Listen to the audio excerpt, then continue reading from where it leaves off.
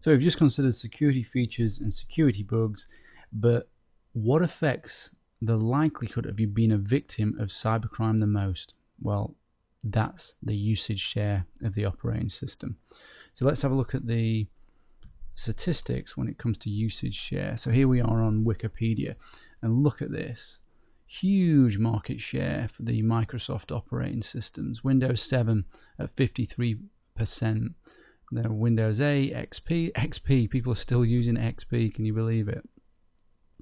And then tiny share, Mac, OS X, 8%. And then absolutely tiny, Linux.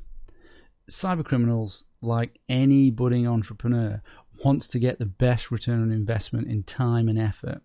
Therefore, it makes much more sense to target the largest demographic of users, which is Windows. Generally, malware is written for a single type of operating system. So because Windows still has the greatest market share, that's where they're going to aim. That's where the money is.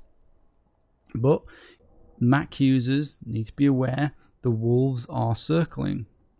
With increased popularity and increased number and severity of vulnerabilities, criminals will start to focus on Mac. If we move down here, you can see another way of viewing the OS statistics, and we're now including the mobiles.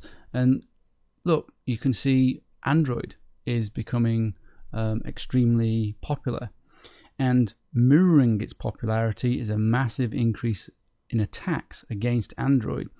If you buy an Android device, you need to buy it from Google or a major manufacturer who provides timely updates to security bugs. There are currently millions of vulnerable Android phones out there that will never be patched because nobody's providing the patches for them. A vulnerability called Stagefright means that a picture message can be sent to those phones to take control of them, and there's millions of them out there vulnerable.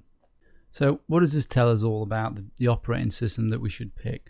Well, Linux offers the most secure operating system, plus it has a tiny usage share, which means the real risk, the threat landscape for Linux is tiny. On the downside, it's difficult to get applications for it. They don't support all the applications that you're going to need, so it's a trade-off there, but you will get the most security from a Linux type environment. Not many people are attacking Linux. Then you have your Mac OS X, which has got a nice balance. It's not a well-targeted operating system, and it has reasonable security features, but you have seen that there's an increase in vulnerabilities for OS X. But I would say Mac is probably a good balance for your average user that cares about security and also cares about usability, but you do also have the increased cost, which is unfortunate. And then you have Windows. It is the highest market share. It is attacked the most. But this course is the solution to mitigate the risks. So although you may be running with an operating system that is attacked the most, there are solutions to help you mitigate the risk. And this is what this course is going to do for you. And with some simple and easy steps, you'll be able to reduce your risk massively so that they don't go after you, they go after the lower hanging fruit.